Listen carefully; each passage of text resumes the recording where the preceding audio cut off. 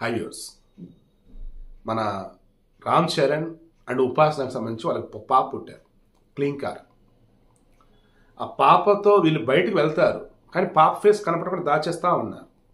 Okay, అలా గతంలో Alia Bhatt and Ranbir Kapoor వాళ్ళ పాప రాహా, ఆ పాప విషయంలో కూడా అంతే, కనపడకుండా దాచేస్తూ ఉన్నారు. బట్ ఈరోజు పాపని తీసుకొని వచ్చి చక్కగా అందరిని వీడియో తీసుకోండి, ఫోటో తీసుకోండి అని చెప్పేసి చూపించున్నారు.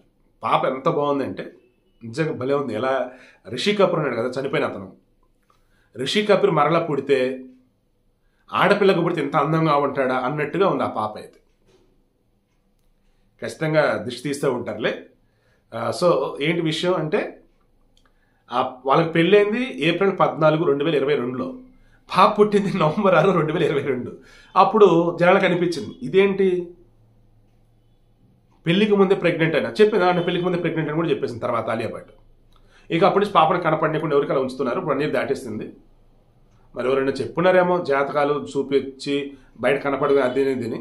మొత్తానికి ఇప్పుడు ఈరోజు క్రిస్మస్ సందర్భంగా అనుకోవాలి, లేదా ఇప్పుడు ఇంట్లో చిన్నపాటి పార్టీయో, మొత్తానికి ఎలా అయితేనేమి బయటికి ఆలియా భట్, రణబీర్ కపూర్ ఆ పాపని తీసుకొచ్చి చూపించేసి అందరికీ అలా వెళ్ళున్నారు. ఆ వీడియో నెక్స్ట్ అటాచ్ చేస్తాను చూడండి. ఏం లేదు, సింపుల్. నేను చెప్పేది ఏంటంటే, ఆ పాప అచ్చం రిషి కపూర్ లాగే ఉంది. మీ ఇంట్లో కూడా మీరు ఎవరైనా కోల్పోతే వాళ్ళు పోయారన్న బాధలో ఉండకండి.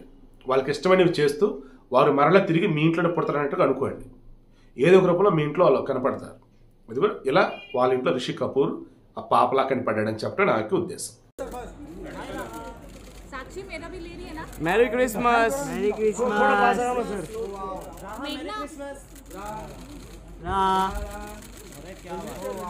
Very cute, very cute. Sir. Alia. Photo of the year. मेघना मेरा लिंक इधर भी Wow. Sir, रुक जाओ. Sir. Alia, ma'am. Say bye. Phone नहीं लगा rummy sir. Raha, Merry Christmas. Rummy sir. Sir. Alia, ma'am. Alia